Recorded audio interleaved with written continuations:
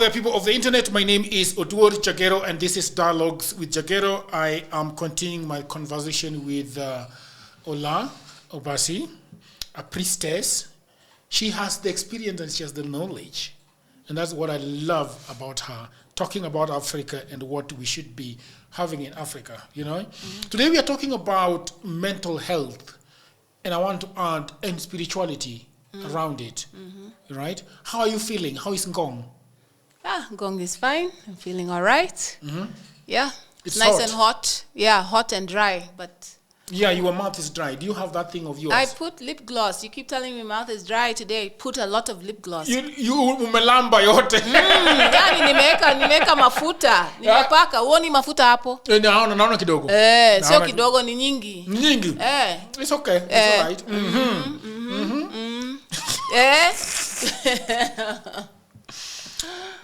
right. Mental health. We used to have people who are said to be insane, people who walk the streets. Mm-hmm. And I was told that they can actually be, what is the word? To be treated or healed of their disease. Mm-hmm. Is it fair to ask you, what is mental health in general? Is it a good place to start? I mean, any place is good to start. Okay, let's start with that. These questions are circular. You know, we can start at any point we choose, and we allow what we choose to lead us. But first of all, you must introduce yourself to the people, because sometimes algos of YouTube. Of course. Yeah. What are you having on your hand today? Today, this is just amethyst bracelets. It's an amethyst bracelet. Amethyst. These are amethyst stones. Amethyst. Amethyst, yes. Amethyst is a stone? It's a stone. Okay. It's a healing stone. It's a healing stone? Yeah, it's good for anxiety. It's good for, just good for the mind. Yeah, so I'm wearing that today on my right hand. And I have a moonstone on my left. A moonstone? Because today is Monday, Moon Day. Moon Day? Moon Day is Monday. Why did they call it Moon Day? Because it's, according to, we go back to ancient Kemet and also Greek and Roman times. So basically the Greco-Roman period, they learned a lot from the Kemetic or the Egyptian, ancient Egyptians. And so things changed. I mean, ancient Egyptians started a lot of the 365-day calendar and the months, which are really 13 months, so it's 28-day months, which is moon cycles. Every 28 days, the moon changes from full moon to new moon. And so if you divide 365 by 28, or into 28, you'll have 13 months. And so anyway, the days of each month have obviously expanded because of the Roman influence from the Kemetic. And now we have Monday, Tuesday, Wednesday, Thursday, and Friday, and Saturday and Sunday, of course, but they're all planets. So Monday is Moon Day, which is moon. So you wear the moonstone for Monday. Tuesday is Mars Day. So in most Latin words, you'll hear Martes, right? Mar means Mars. So it would be Mars Day. And then Wednesday is really Miércoles, which is Mercury Day. And Thursday would be Jueves, which I'm speaking in Spanish right now because that's what I speak. Jueves, so it will be Jupiter Day. And then Friday will be Viernes, which is Venus Day.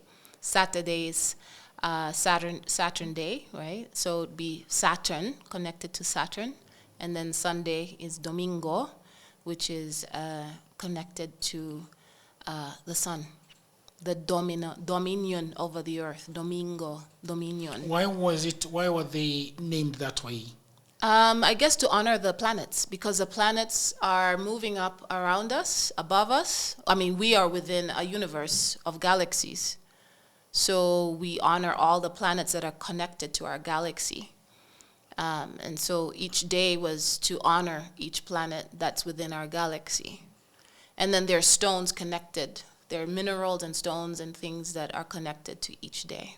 Yeah. So most priests of that time would know that and would be doing prayers or different things to honor those days. Okay. The Hindus do a lot of that too. I want to reposition this mic of yours Yeah, a little bit. no problem. And then you can tell us about yourself before we start. So myself is, yes, my full name is Olatokunboh. Olatokunboh Obasi. Ola. So I can just say Ola and then Tokumbo. Then I have your Actually, you can call me Tokumbo. Most people call me Tokumbo. Tokumbo. Yeah. I love that one. Thank so you. I can call you Ola, I can call you Tokumbo, Yeah. I can call you Obasi. Olatokunboh. Yeah. No, Tokumbo is good. I love my name, Tokumbo. My name is Tokumbo. It's a Nigerian name. Of course, I'm Kenyan and Nigerian. My father obviously is Nigerian. That's why I have all these Nigerian names. I don't have a Kenyan name.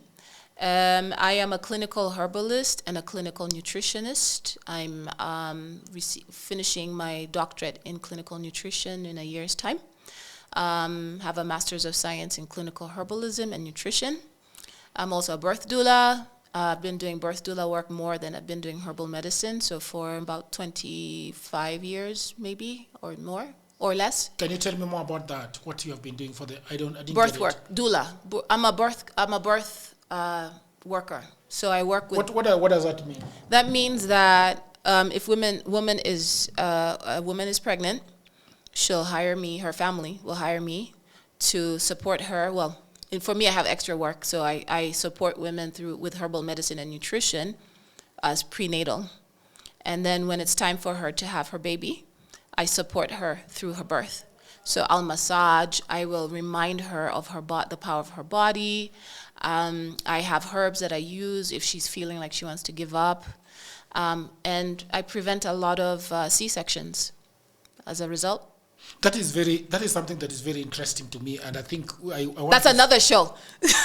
No. I give me just a glimpse of it. Just a glimpse of it. Yeah. Why is it important? Because we in my culture, Luo, there is something called Nyamrerwa. Nyamrerwa is the person that does exactly what you do. So there will be the go-to consultant when I'm feeling this way, I am having acne, I am having this, I'm having headache, I'm having this. So they will go to Nyamrerwa and it is the Nyamrerwa that, midwives the baby. Yeah. Because right now we are not having a lot of that. We are like we want to go to the hospital, the clinic, Yes. and then give birth. Yes. But most of the time, C-section, right? Yes, yeah. Why is this other one that you do? Why do you think it's important? It's important because we need to support. Oftentimes, people don't think support is as important because it's so much in the background. Like the appointments and birthing with the doctor are so in the front, right? People are just thinking about that. But the background support, it's kind of like behind a successful man, there is a woman, there's a woman, the one you don't see, right? But his success is reliant very much on her support. So in birth work, that support of reminding people to eat well, just eating well can change, or being hydrated can change a person's outcome. And there's research for this, scientific evidence for this stuff as well. So I love this work because it's a supportive work. It's a nurturing work. It's nurturing work. It's the priestess work. It's the priestess work. I see. Yeah. Let's talk. We can talk more about it when we discuss another topic. Yeah. Feminism. Yeah, feminism. Yeah. Okay, great. Let's talk about mental health. Yeah. It has sort of become a pandemic today, mental health. Like a lot of people are seeing therapists because they are not in a good place mentally. What do you think is the major cause of this issue in 2025? Yeah. This is not sort of a pandemic anymore. It is a pandemic worldwide. And it's even demonstrated in our leaders. We can question some of our leaders across the planet if they're really okay, right? It's kind of like a spirit, right? A wind spirit that has has touched certain people on the planet, on our earth. And of course, we can talk about Kenya because we're in Kenya, and my interest is that. And if we say that, if we have a consensus that it is a spirit, then we can say it's a spiritual problem, right? So now we have to ask what's going on with the individuals, what's happening with them. There is an emptiness that's easily captures that spirit. That's just a wind. It's always there. You see, Peponi is always there, right? You know, it's not like wind, you can control wind and say stop, or it's not like fire or water where you can put barriers. Wind is always moving. So I think that mental health is very much rooted in the spirit of the land.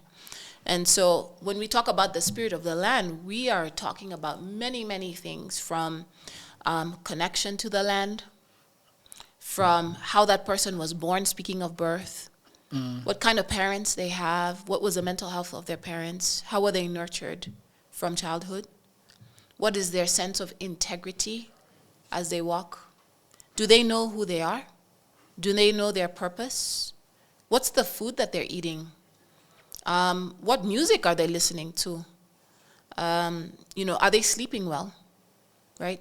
What type of support do they have? So how are they being held? That's what does that mean? Being held means that if they have, like you gave an example, and I had this, I remember as a child walking in Luanda Market back in Western Province, and seeing there was this specific so-called madman. He had dreads, and he would roll in the takataka, looking for things in the takataka, but also sitting in it, right? And he was dirty and smelly, and of course, takataka stinks, so he's there, right? And everybody would just look at him and walk off and, side-eye him, right? Right? Nobody wants to talk to that person. And I always thought to myself, as a child, I've always been a person who thinks from many perspectives, sees things in different perspectives. So I was always like, why? What's up with that guy? Like, why would he be there? And I'd ask my grandma, like, what's up with him? My grandma would just say, he's just crazy, right? Don't touch him, don't talk to him.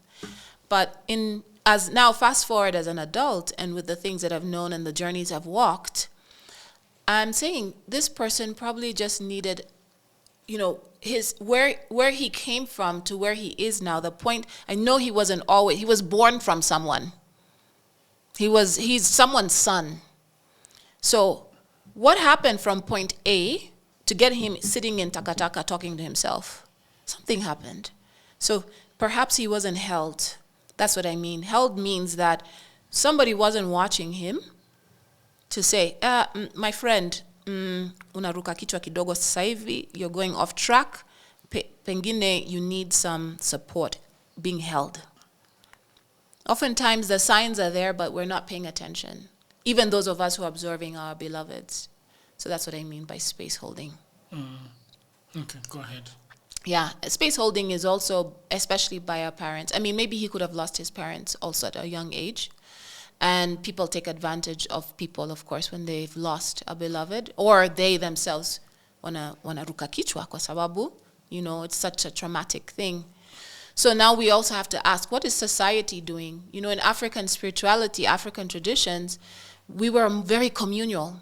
So if somebody was orphaned, we adopted without question. There was no paperwork. Like, now you're my brother, you come if you need food. Or they lived by themselves if they decided, and we took them food, we checked on them. Or there was a medicine man or medicine woman in the community who would make sure that they may even adopt them or teach them how to learn the medicine, the healing work, so that they can heal themselves, knowing that they may go off track. That's not happening anymore. It's like everything right now is, uko peke yako, you're on your own. I don't care. And I think this peponi is what's catching every single person in every class, whether you're rich, poor, fat, thin, tall, short. It's catching on everyone in the community now. Mm-hmm. What is the definition that you'd give mental health, the spiritual definition? The spiritual definition for me is, I think I'll take this from There's an author that I really like. His name is Malidoma Some. He's an ancestor now. He comes from the Dagara tradition of Burkina Faso, where Ibrahim Traore is leading us, showing us examples in the whole of Africa right now. If you're a Pan-Africanist and if you're for Africa's upliftment. Anyway, Malidoma Some speaks about. And he's not the only one. This is also spoken about in many indigenous traditions around the world, but I'm quoting him, paraphrasing him and his teachings. He talks about how if one person in the community is sick, everybody's sick.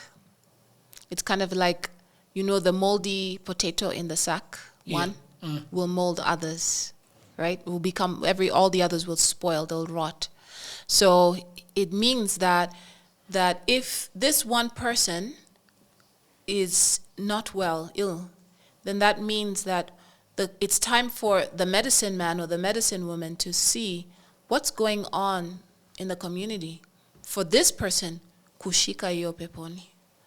That's the person who's the healer. The person who's mentally ill is the healer of the community, because they're the one who, through the will of their spirit, took in whatever indications were needed for the community to change, to look and pay attention to something going on, to the wind that we can't control.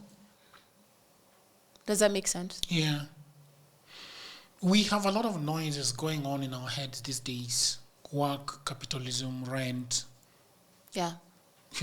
Yeah. Food even for some people. Food. Yeah. Tell me, let's start from the point of food. Yeah. How food nourishes us and helps us to protect ourselves against mental illnesses. Yeah. I know one of our episodes we discussed about, food and nutrition and herbs and, and you even mentioned, and it's been something I've been thinking about. You mentioned to me, you said something along the lines that, wow, you're living such a free life, because I grow my own food but that's the way it's meant to be. We are not supposed to really be grocery shopping. We're supposed to be, maybe growing our own food and eating from the land. That's what has been normalized, is shopping in the grocery store, in the shops, shopping centers. Actually, what should be normal is us eating from the farms. So since we've gotten away from that because of capitalism, because of an industrial culture across the planet, especially here in Kenya too, the food quality. Do we know who's growing the food? How is the food being planted? Do we know if it's GMO? Do we know if the soil the food was treated with pesticides and herbicides? We don't know. All those chemicals there's scientific evidence that all those chemicals impact our mental health. And of course, other parts of our health, like cancer, is rising too. So if your children are exposed to those types of foods, including processed foods, there's so many foods you can go to the shopping center and you wonder, is this a food, kweli? I mean, something like, and again, no disrespect, but something like those snacks that we give our children that are green, blue, red, yellow, pink, these little chips, and they're made out of maize, some of them, I don't even know their names.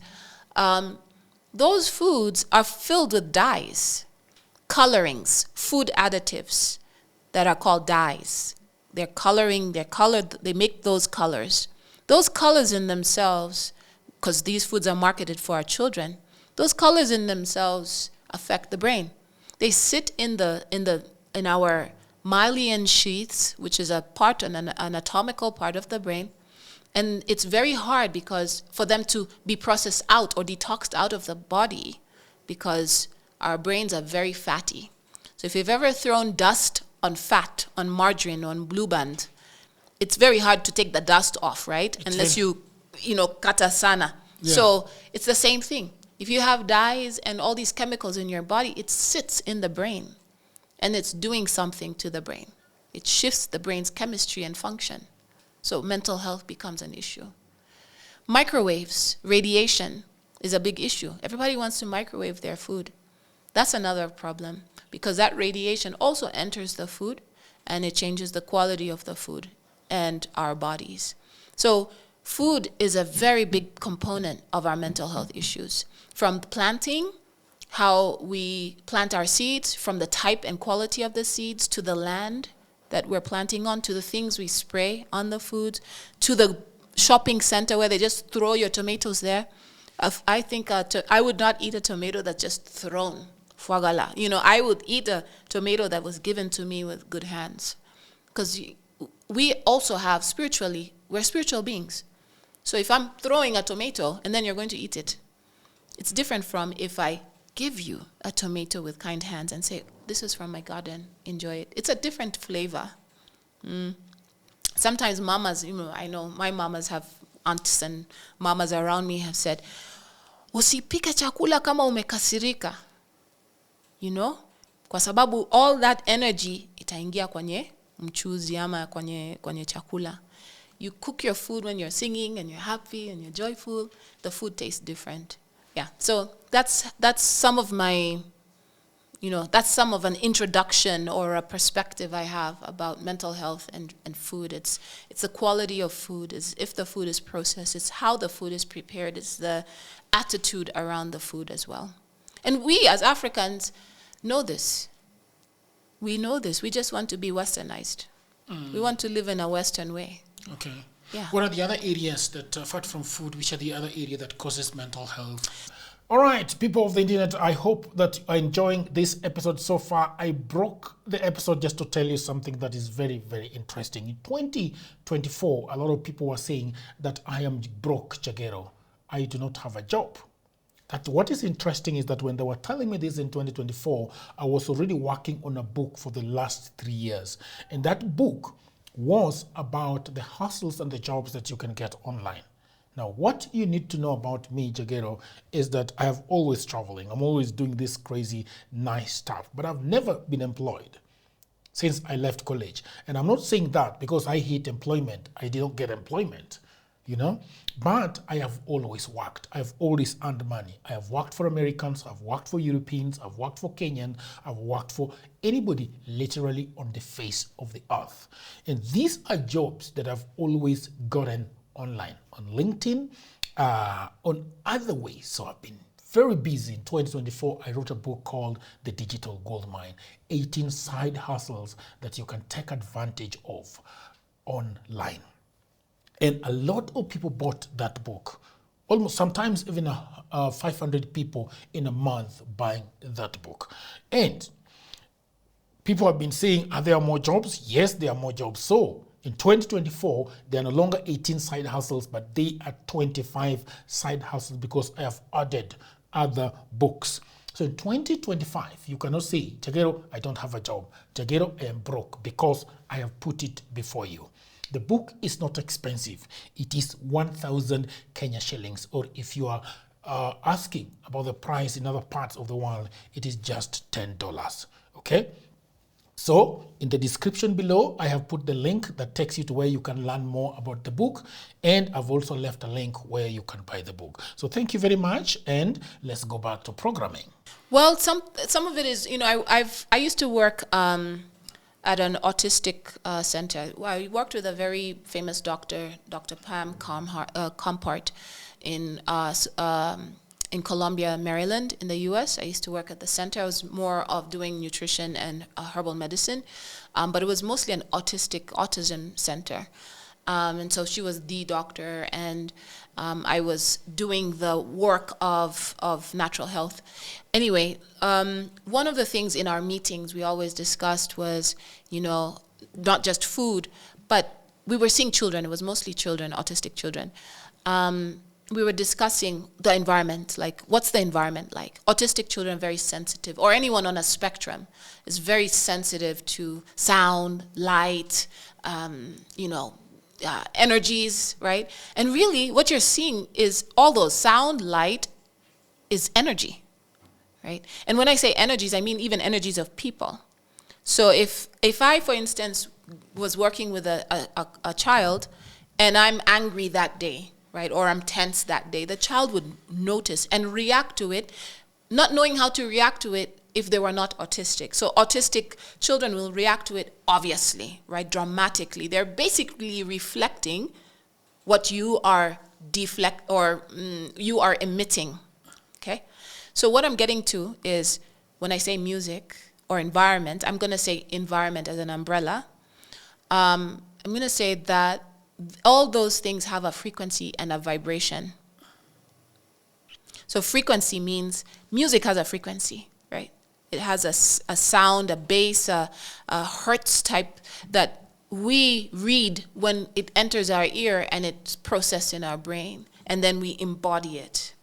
So the more we listen to that frequency, the more we embody it and we become it. So sometimes we're listening to music that's what I would call a low frequency, right? There's some songs out there that just repeating sad songs, depressed songs, and we start to embody the message that we're listening to. And if we've been doing that for a long time, a lot of children are into this because it's being thrown at an internet and, on TV. Do you know something that is very interesting when you talk about that? Yeah. Is that I heard that there were so many kids that committed suicide when Avicii died. Who's Avicii? Avicii is, there's a time, my friend, you were talking about a certain type of music. Yeah. And my friend Kwach was telling me that is suicide music. Mm-hmm. Like it's not music. Mm-hmm. I think they just created a funny way of grouping that kind of music. Yeah. It's the suicide music. There are particular musicians that are very good at doing sad music, like The World Has Left Me, I Am Alone. Yes, I'm blah, alone. blah, blah. And sometimes those musicians themselves have committed suicide. Yes, or on drugs. This one did commit suicide, yes. Mm-hmm. And the people who are listening to it, some of them have committed suicide too, because they're picking up on that frequency. And so, there's an overall theme. That's why I said in the beginning when you said, how do you describe mental health? If you notice, with the food even, and now we're talking about music and frequency, it's like I said in the beginning, it's kind of like this wind, this peponi that inashika watu, especially if you're empty or you're, susceptible because you're not living in your spiritual life. You're not living in a strength that, when I say this strength, it doesn't mean like, it means that you're not doing your work, you're just not choosing farm food. You're not choosing the right music. So you're emptying yourself. You're opening the door to anything, to all wind. When there's a wind passing, you close windows and doors and, you manage it because it's going to pass anyway. But it's up to you to manage it, right?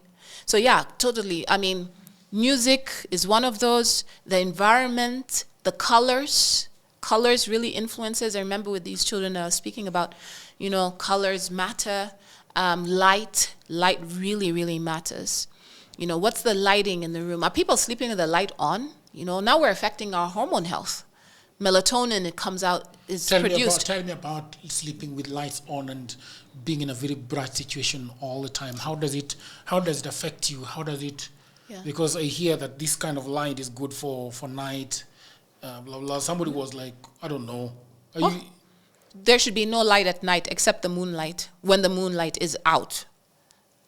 Yeah, but in the house? No light at night. In your bedroom, no light. When you're sleeping? When you're sleeping, no light. Okay, yeah. Okay. Yeah, there should be no light because naturally, think about it. Again, think about our ancestors. We don't even have to go far. Go to the village, right?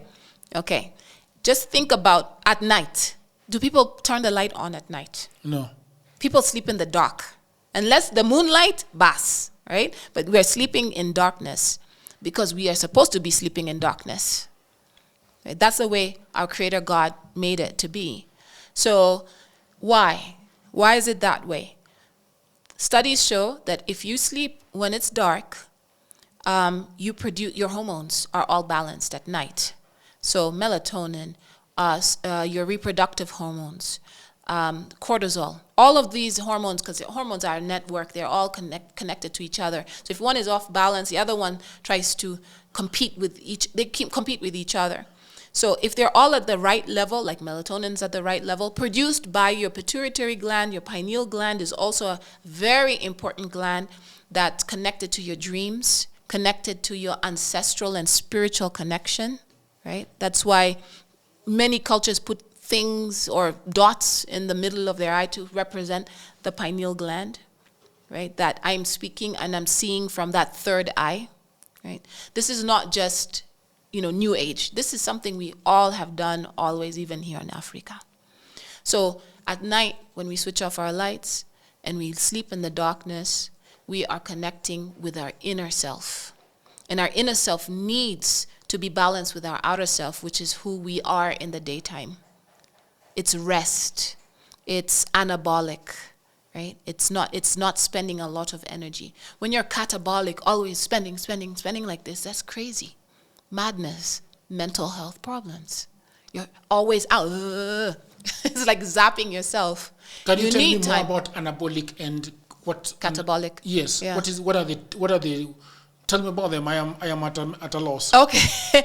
Yeah, anabolic is basically just the meaning of being inward, and the work is being done inside of you without you spending energy outside. Catabolic means you're burning energy. So think of maybe a car, right? So a car is, let's see, the petrol is catabolic, like you're spending it on the engine so the car can move, right? That's burning up, burning. But anabolic means that I'm receiving. So it's like a battery, that you're charging your phone right now. So you're not using it. You're allowing it to get fed with energy so that you can have a full battery. So that's what anabolic is. So if we are sleeping, we're in that state. Yes, an anabolic state. Okay. And if the light's on, it's light, it's bright, it's daytime. Your body thinks the sun is out. Your catabolic state. So you're burning energy. And you're not allowing those anabolic hormones to feed you so you can have a nice grounded energy in the daytime or mental health. That's interesting. Mm-hmm. And so when we are asleep, how does the body function? How does the body rejuvenate itself? How does it charge when we are asleep? In a nutshell, there are many things that are happening with the body. I don't want a nutshell. I want a proper explanation. Well, what I know, what the body is doing I guess I could take this in many perspectives. So I'll just blend the perspectives. When you are resting, it's time to rest. Your body is entering really, we call ourselves, when we wake up in the morning, when we rise up in the morning, when we have a grand rising in the morning, we're saying that because we actually we died in our rest, like rest in peace. Right? We rested for 8 hours or 6 hours or 12 hours, however many times people sleep for the nighttime, right? 9 to 6 or something, right? So what's happening is we're entering a space of death, of surrender. And when we enter into that space, our body can now, it's like we've surrendered our body, like you would your cell phone, for the battery to feed it, right? So we're getting recharged and rejuvenated, and we're restoring. And how one of the ways that I can speak of a few organs is, for instance, the liver. The liver, for instance, one traditional, medicine explanation I can use, I'll take from the traditional Chinese, because they do have a very well preserved, a lot of preserved information around organs and the clock. So between 1 and 3 a.m. is the time they say in traditional Chinese medicine is the time of the liver. They have this 24-hour clock with all the organs. And so between 1 and 3, each organ has 2 hours. So between 1 and 3 a.m.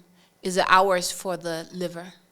So really you need to be in bed by 10 so that your liver can start to do its work. And it's considered an anabolic organ. So describing this is that it's going to restore itself. You've eaten all kinds of funny things in the day. Maybe you even drank some alcohol. Maybe you're on prescription medication. Maybe you're not. Maybe you're just doing your herbs and it's the same thing, right? It may work a little harder if you had drank in the day and took prescription medication. But what it's doing at between 1 and 3 is it's resorting, it's restoring, it's rejuvenating any toxins, anything that went wrong. You're not up. You're letting it now build itself. It needs you to relax for it to rejuvenate, to build more blood, to process your sugar, your blood sugar, to remove those toxins. It needs you to rest so that it can do that. If you're not resting, it can't do that work. It's like 2 people doing work at the same time. It's too many cooks in the kitchen. And same thing for your digestive system, like your colon, okay? Between like 3 and 5, your colon needs to work. So it's sorting out. That's why first thing you wake up in the morning, you need to be having a bowel movement, right? Because now your colon has sorted out the waters and all the taka-taka that the liver has detoxed, right? So now it's time to eliminate that. So you begin your day eliminating, and so on and so forth. So the nighttime is really a time to surrender, so that you can receive and you can let go when you wake up in the morning. So you have started afresh in your grand rising. Spiritually, in the darkness you find the light, right? Out of darkness comes the light. Okay, so spiritually, it's so important to have good sleep without light on in the darkness, because you face the inner world. This is the time you can dream. And all indigenous people, all people from traditions know that dreaming is a really good thing for us to see, to prepare, to understand what's happening around us in the subconscious, not conscious. Conscious is where we are now with the sun and the catabolic phase. But in the subconscious, it's like under the water, in the unknown place. So in the unknown place is where you find treasures, right? Under the ocean, right? You find all the treasures. And you also find the surprises. So it could be nightmares. It could be, dreams of, with an ancestor. You get to receive some messages. So if we're not doing that, mental health can really be affected, because now you have no connection even with your spirit, with the subconscious mind. The subconscious mind leads us spiritually because you have no control of it. I can consciously be here and rationalize everything. But in the subconscious, you can't rationalize anything. It is what it is. You are who you are. I am who I am in the subconscious. You have no control. That's why you're dead. You're resting at night.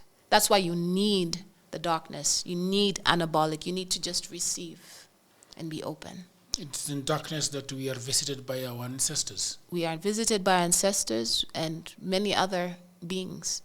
Because tell me about more. Are you going to be bold and tell me about other beings? You want to know too much. Well, have you ever woken up at night? Maybe you went to the bathroom and it was dark. Yeah. Yeah, without all these lights outside. Yes. I don't know where you live, but like at least in the village, I'm sure you can see this, right? You look up in the sky.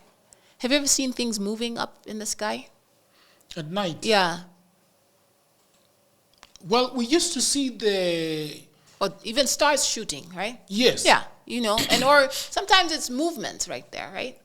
But what used to mesmerize us was the way this dance of the moon and the clouds. Mm-hmm. We used to lie on the grass and then look up. Mm-hmm. Yeah. I did the same thing. Yeah. Still do those things. Yeah. Mm-hmm. Yeah. So what did you have elders tell you anything about that at all? Okay. I mean, things change, over time. Things change in a sense that, I think when our elders, I had the blessing of having my great-grandma, great-grand-aunt. I just call her grandma, but she was my great-grand-aunt, technically. And so she was 115 when she passed away.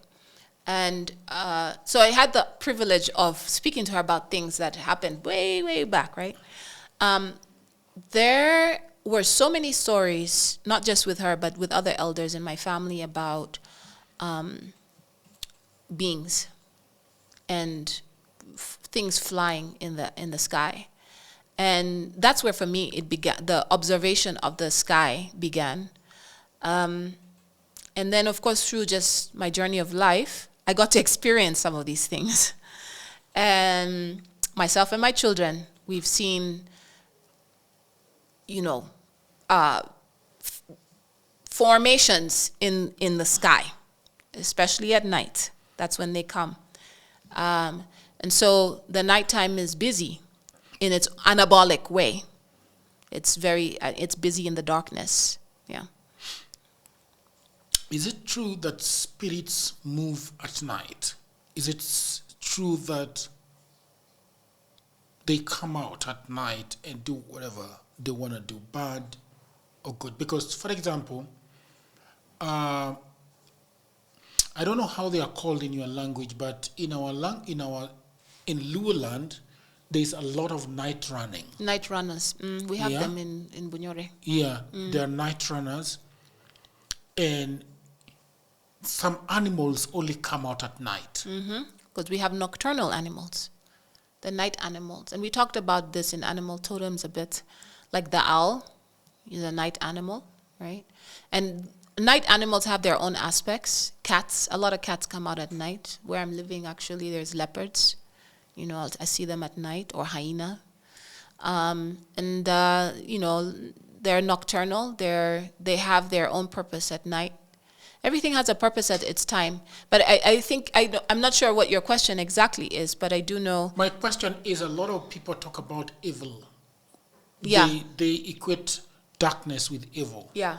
Do you agree, or you have a different opinion? I have a very different opinion. First of all, I don't believe in evil. Okay. Okay. I'm not saying that it doesn't exist, because it's wind.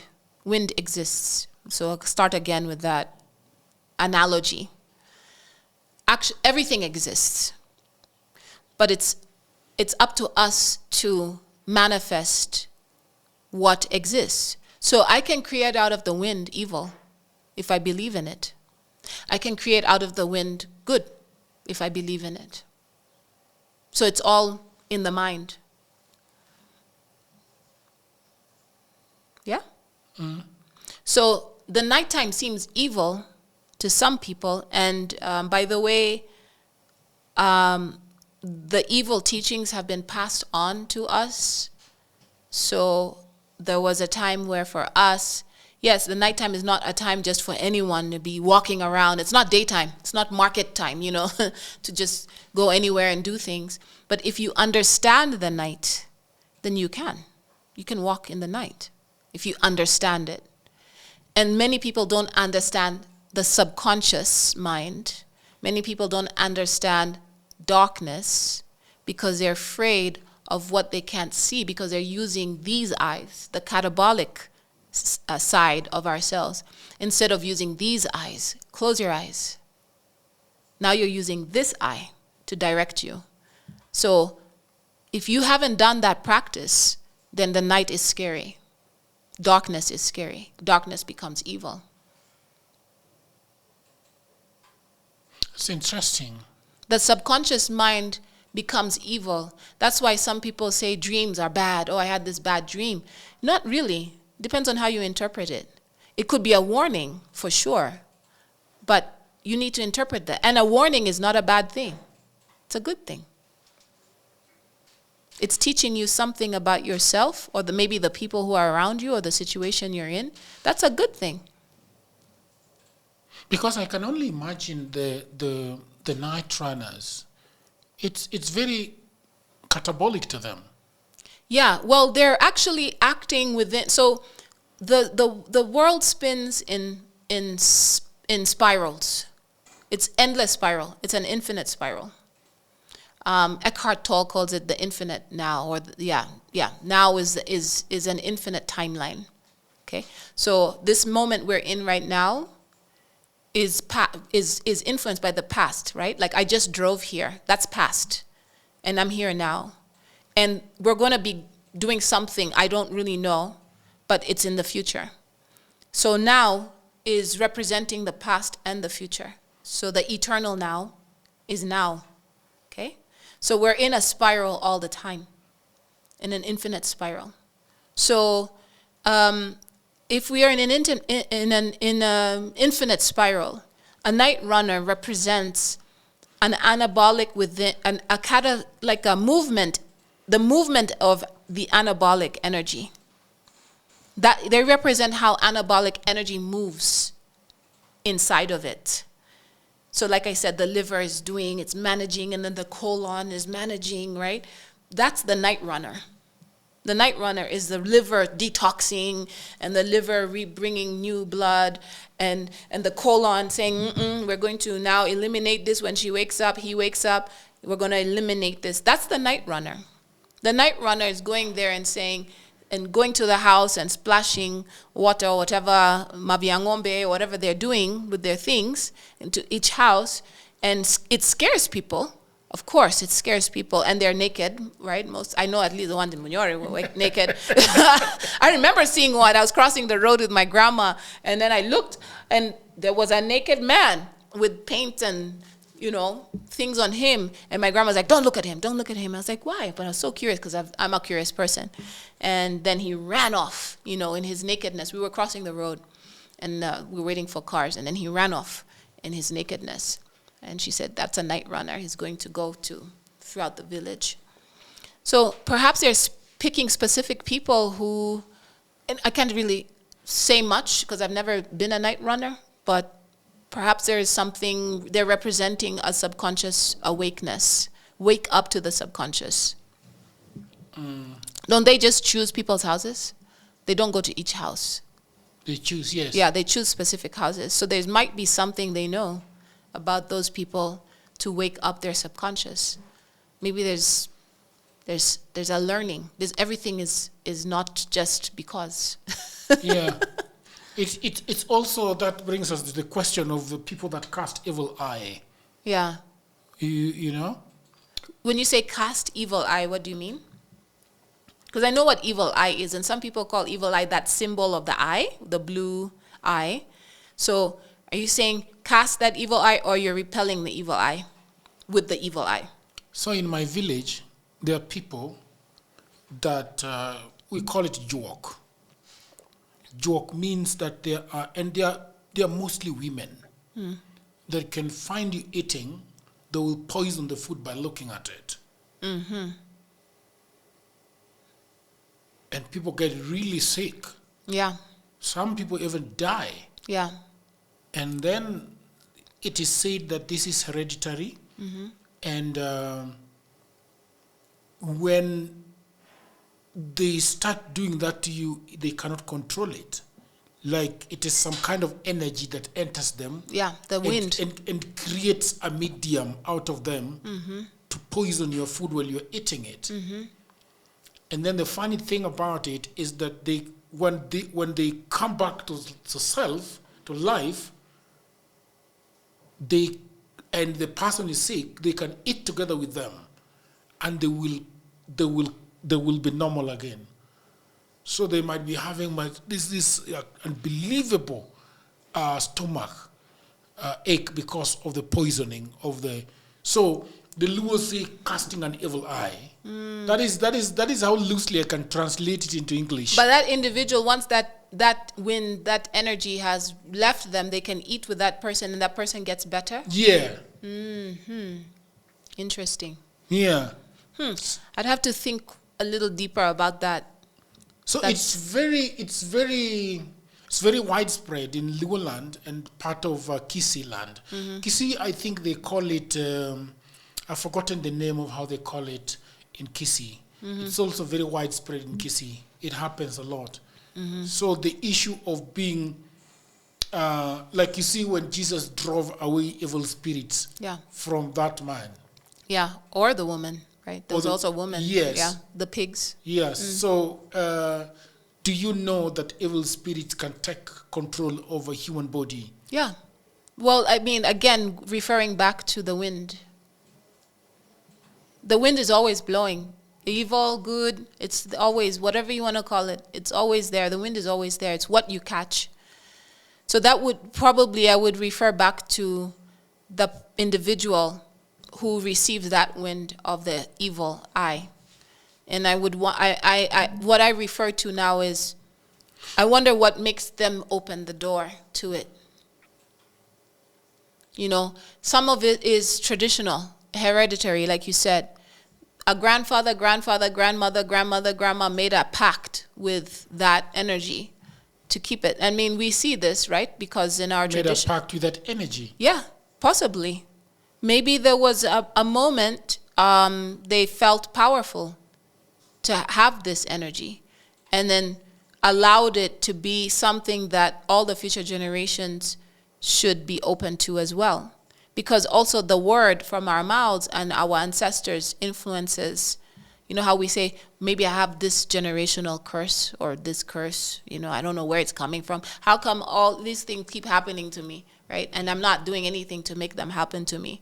So maybe it comes from, you know, we think about it. I know we have a situation, let's say in my family, you know, and we keep wondering, how come the men in my family, you know, they just don't seem to be getting it together. They're all drunks and, you know, like they're not as prosperous as the women in the family. What's going on? It can't just be like that. It has to be something, right? And I would hear my mother and other elders saying, you know, something, my grandfather, I remember when, you know, her father, and also her grandfather, you know, things about, you know, doing certain things to people and not asking for forgiveness, not apologizing, not doing anything to repair. And those individuals saying, your children will never see, will never have, right? So now there's an someone has spoken, if you want to say spelled, the whole generation. So what I'm thinking at first is that evil eye holder perhaps is susceptible because of past generations. So they've inherited it hereditary from that. Somebody was sitting on a mountain, wanted to have power over, maybe somebody did something wrong, wanted to have power over the people, and the wind was there, and they called it into their body. They opened the door. Let's talk about depression and suicide. What is it that people are not talking about when they discuss depression and suicide? Right. What are we missing? Well, clinical depression, thymoleptic, you know, depression, they're all depression in different measurements, right? There's depression which can show up as, you know, I don't want to do anything, I'm just going to sleep all day, right? And then there's the depression which could look like consuming a lot, you know, go to the mall, to the shopping center and just buy and overspend without thinking about your financial budget. Or there's also other habits with depression. So that way that brain thinks of buy and consume is the same pathway that addiction. So it could be sexual, drugs, food, just addicted to movies, games. You know, it's the same pathway. You're being fed. You're feeding that short-term. I guess I would say short-term feeding, right? Of joy and of happiness. You think so, but it's really short-term because you're using an external component to satisfy you for a very short amount of time. So that means you're depressed, okay? Because if you can't live without, you know, or having too much sex or alcohol or some drug, then that means that there's something missing. There's an emptiness in you.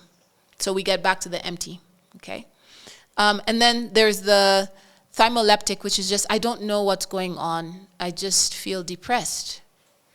So those two situations, I mean, they could overlap, but the one, let's start with a thymoleptic person who's just like, I don't know what's going on and I just feel depressed. Sometimes, again, people are called to be spiritual or to do something different in their life, and there's someone who, including themselves, who keeps them from moving forward. A lot of times, people tell themselves things. They're afraid. They've been told that you can never be So then they're afraid to, even though they feel deep inside that they want to. So they feel like they haven't fulfilled anything in their life. And so they feel this depression that's inside. But they have to keep trying because so-and-so said, because my husband thinks I should be. So I feel the unsatisfied person can be depressed. Unsatisfied with your purpose can be a depressing thing. And then there's the clinical depression, which can enter addictions. To me, that could be a chemical imbalance due to food, due to frequency, due to, a birth hormone or something around us, an environmental issue. But it could also be endogenous, just something that's out of balance within us. As I said, serotonin, dopamine, these different chemical messengers that connect with the body or with the mind or the brain, central nervous system. And then again, we go back to spiritual. Are you living in your creativity? I think human beings are creative people. Full stop. All human beings are creative. I think we're meant to be living our lives every day creatively. And I think that the system that has been created right now, I guess I would say through industrialization, is a system that's so square that doesn't allow, starting from school, doesn't allow you to express and to be your creative natural self, whatever you are. I think we all have our creative gifts that we can contribute to the beauty of this earth, to the beautiful function of this earth. And we just beat people up. We tell them no. We tell them that's wrong. We say, we're embarrassed as adults even to rear our children and allow them to be that way. I think this creates depression. Being held back, being a slave, being a prisoner to yourself, to your life, it's depression. And then suicide. Yeah, suicide is, I just can't handle it anymore. I gotta go. I don't want to be here anymore. I have to go. And sometimes suicide is the peponi. It is the wind, and a wind of that energy that enters into the body that says, take yourself. That is what I think we were discussing. Is there symbolism in depression and suicide? Yeah. Is there symbolism? Is symbolism in the sense of a sign? Or what do you mean by symbolism? What's the symbolism of it? Yeah. I don't know what you mean by that. What would be the symbolism of that? Give me an example. Like, does it tell us something that we are not seeing? Okay, symbolic in society Yeah. Yeah.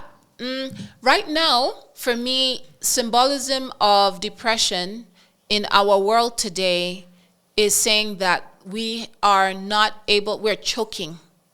We're choking in the structure. And it's not working for us. We are not feeding ourselves with the right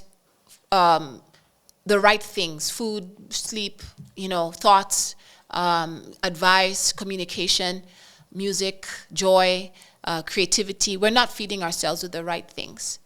So to me, it's symbolic in this phase of time. Depression and suicide is symbolic to us who are not, to say, whoa, let's stop.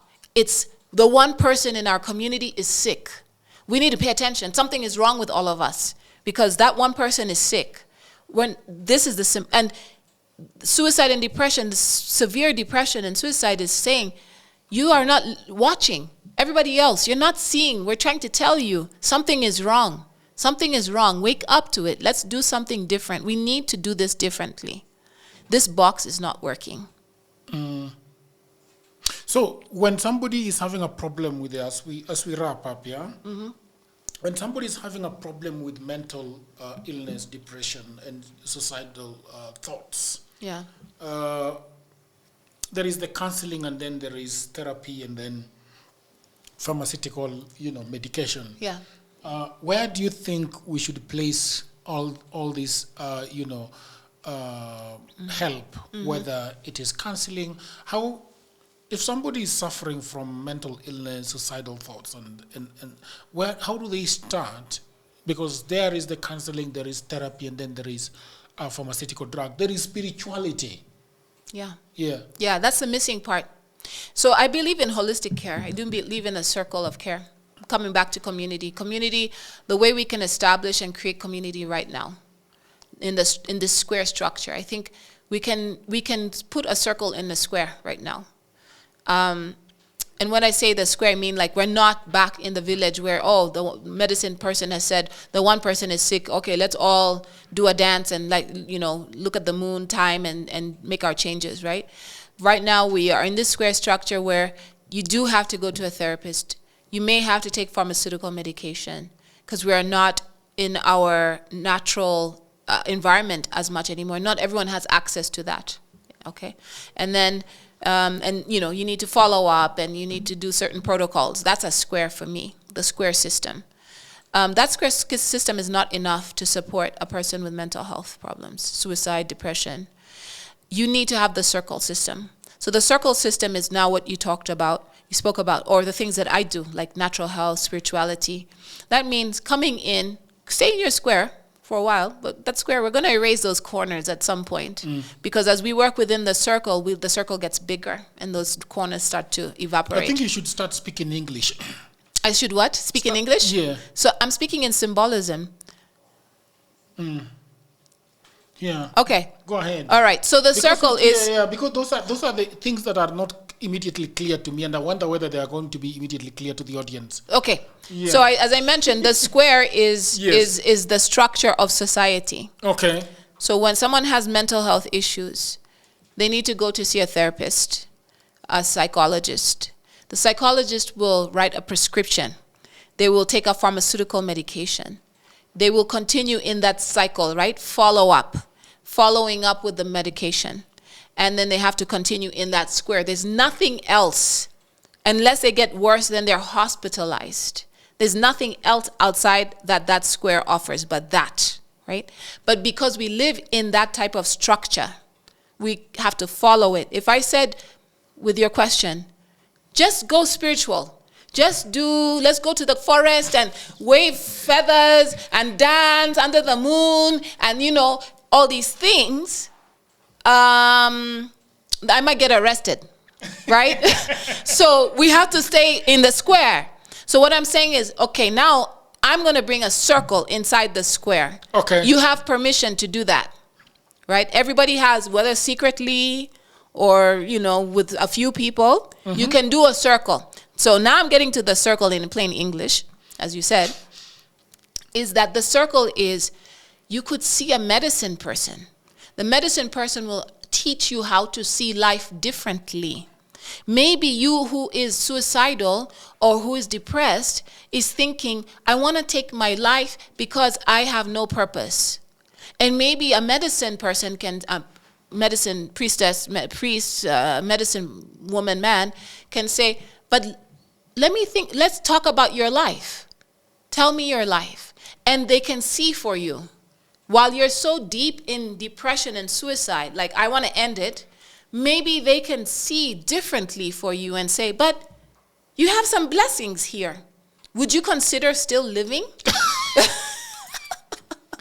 Right? That's dope. Yeah. And then say, you know what? Let's focus on that small blessing you have and let's make it big.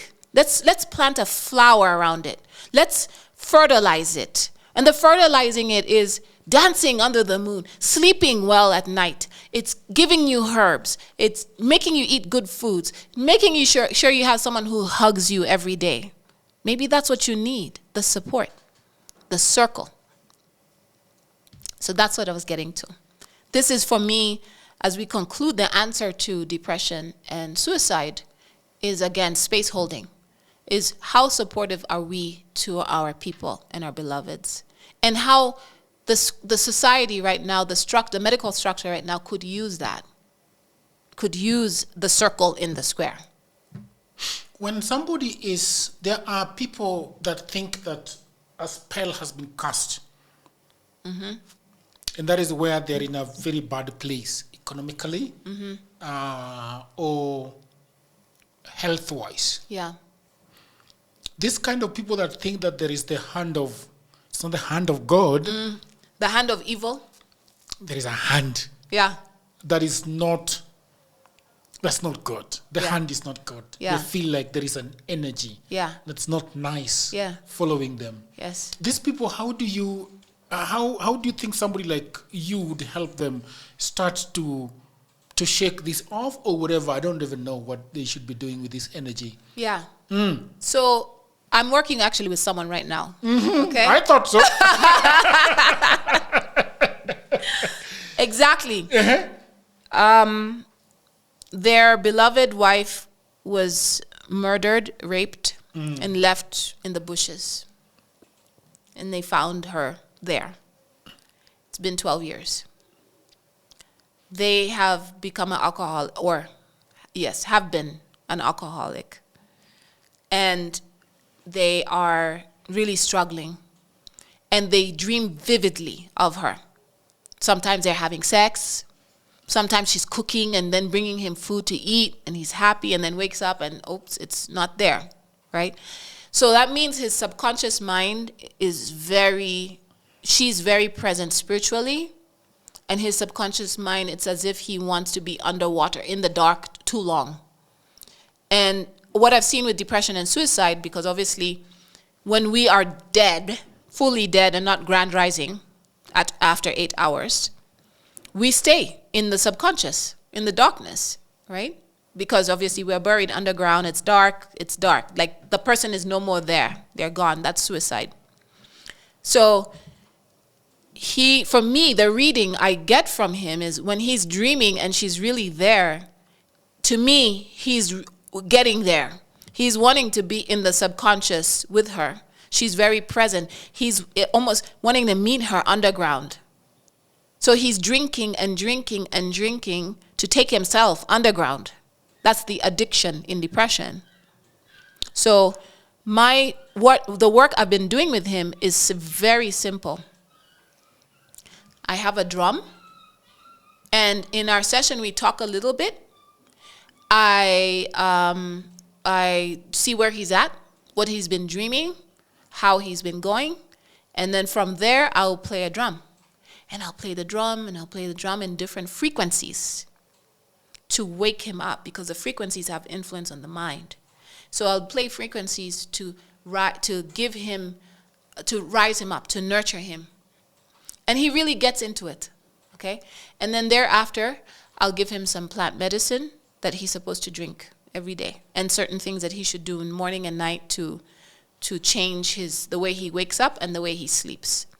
So his conscious mind and his subconscious mind are aligned. So basically that's what I would say. I would say, for me, that's the circle. That's me doing what I'm doing is the circle space, is the nurturing space. In the spiritual world, these are questions that I get from the audience a lot. Mm-hmm. Some of them were asked of Mildred, some are asked of other people. Yeah. Like you've explained how night and darkness is important. Spiritualists like you also really have a lot of reverence towards water bodies and water generally. Why is that? Water bodies? Yeah, like water, like the sea. You know, in Luo culture they talk about Nam. So when they talk about Nam, N-A-M,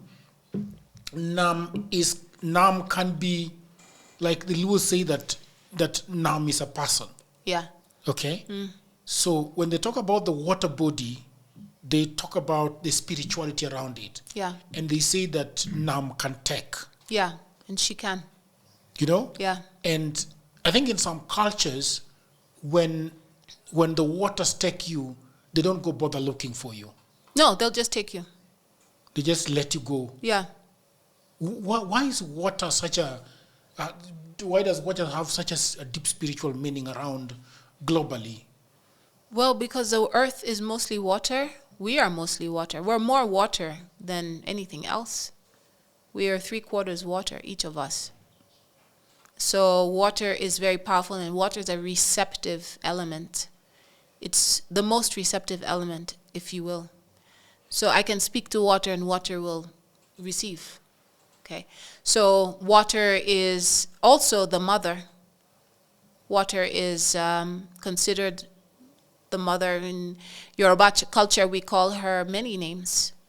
She can come as Oya, the water, the windy water, which we come in the form of hurricanes.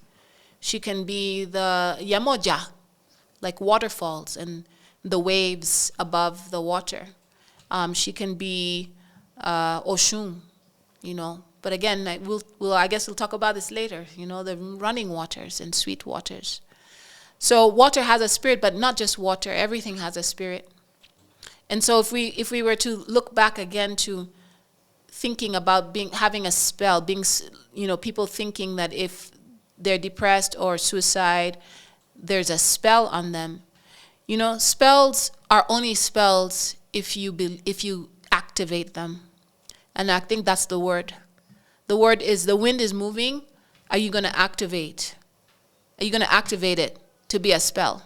You're going to activate it to be evil. And one thing I shouldn't forget to say is this. Pay attention to what you do. You have to be responsible for your actions and your thoughts. If your actions and your thoughts are inviting the spell, then you will receive a spell. So, how we say, like, if you give the beggar, are you judging the beggar? Do you give beggars money or food? When you're doing it, are you doing it out of the heart of judgment or because you just genuinely want to give that person the food or money? Those are two different things. Just because you're giving them money and food and your heart is saying, let me just help these people, I feel better about myself. That's different than, wow, that other human being, even if I could just do a little bit for them today, I'll feel they have something. Those are two different there's two different behaviors. And with those two different behaviors, the result will be different for us.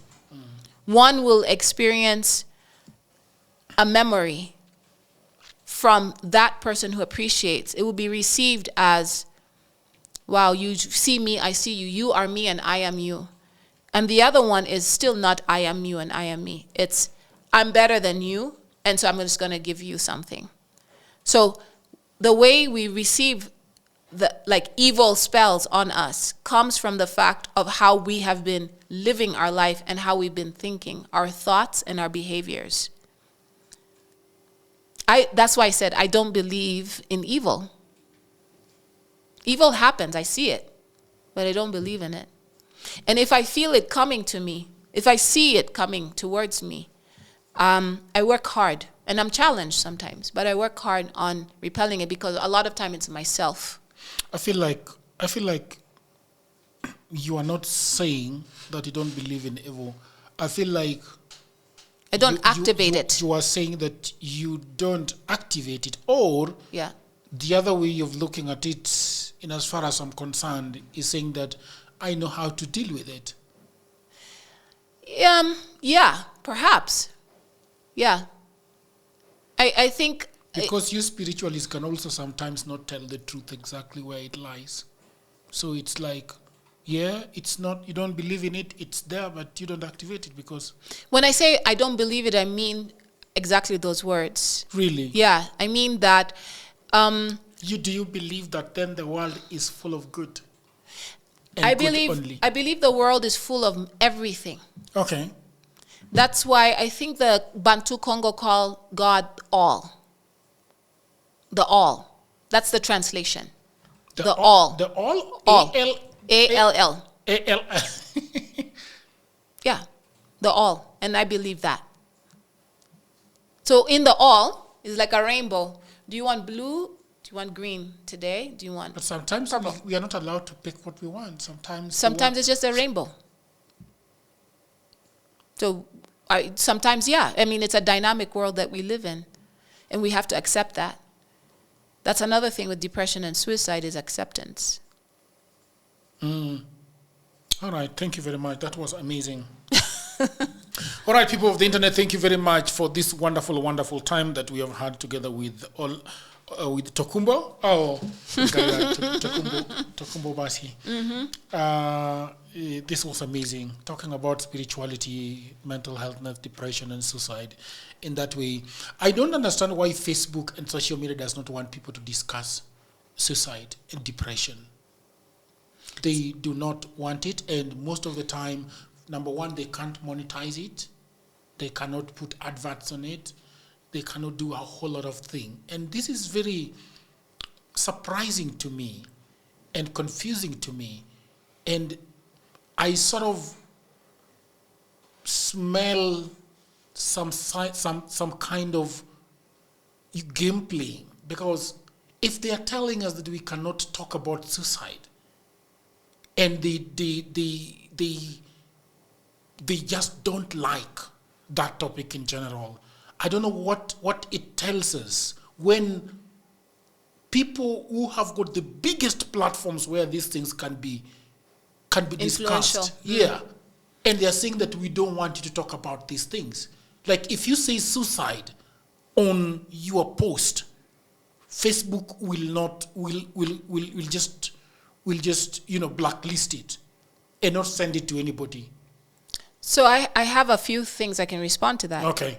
One thing is there has been an agenda to depopulate the earth. Okay. Right? So perhaps that makes sense for them, those who are controlling Facebook. One of the things is also that those who control Facebook may, suicide is not a bad thing either. If you feel that you're done being here. That's very controversial. Yes, it is. But if you're done, you're done. I mean, I think anybody has a right to just go. And so I think that those two radical discussions, one of them, yes, playing with people's mentality so that they can, the music, or the images to become suicidal, and food and all that.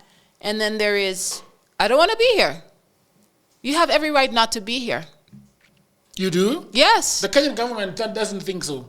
You do. That's the government. Who is the government? That's the square. I'm not saying that I would facilitate a suicide, but if the story makes sense and the person decides, then I would understand. I would imagine that is why there is a guy that attempted suicide, and then he was arrested for having committed a crime. And then he won in court. Yeah, he said he didn't want to be here. Yeah, this is somebody that's already having problems. And then you are criminalizing for the actions he took. Right. Is the government going to help him with his problems? Maybe he doesn't want to experience problems anymore, and he has every right to not experience it. But it's very interesting why that conversation is curtailed by big media. But this is also big pharma. Yeah, big pharma. Well, because the square is important. To keep you here means you take the drugs. You keep supporting that system, the square system. It looks like you've got a lot to say about the square system. Oh, I have plenty to say about the square system. The square system is not the system I subscribe to. I want to subscribe to. I see it has its purpose in small places, but not as big as it's taken over. It's taken over. It's colonized our bodies and our minds. And it's not fair. And it's all been for just a small slither of people's gain. And it's not fair. It's like harvesting people's energy. It's feeding off of our energies. What is harvesting people's energy? Harvesting people's energy is that I am suicidal and you're not allowed to commit suicide, says the square. So you better go to a hospital and there's a hospital bill. And then you need to take this medication forever because you are called XYZ pathology. That's the condition they give you. Schizophrenia or something, right? And they give you that medication and you have to rely on that medication. And you probably get worse with the medication. Maybe you get better, but you're still a potato. You're not very useful to society. Now, everyone around you has to struggle to get that medication for you. You see how that looks different from I just commit suicide and then it's done? Who's winning off of that? who's harvesting energy off of that. So now you're harvesting grandma's energy, mom's energy, the brother's energy, because they have to all work hard to get the medication for the brother. And then they live their life depressed. When brother could have just commit suicide, finish, and people are free. Yeah. So there is a, I know it's controversial. And like I said, I'm not subscribing that people commit suicide at all. I'm saying I understand. I understand the energy of suicide in that way. Like it can be because I just don't want to be here and I gotta go. And I can see how the square can take advantage of it. And so it has many reasons to prohibit the topic from being discussed because there's so many areas we can touch on that affect them. Yeah.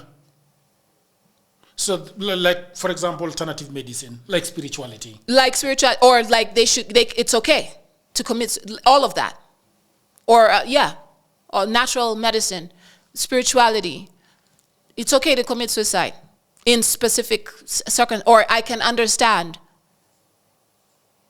Like, there can be discussions around it that can validate that the life gone is gone. We're all going to die anyway. I understand you. Thank you very much, people of the Internet. Until another episode, bye for now.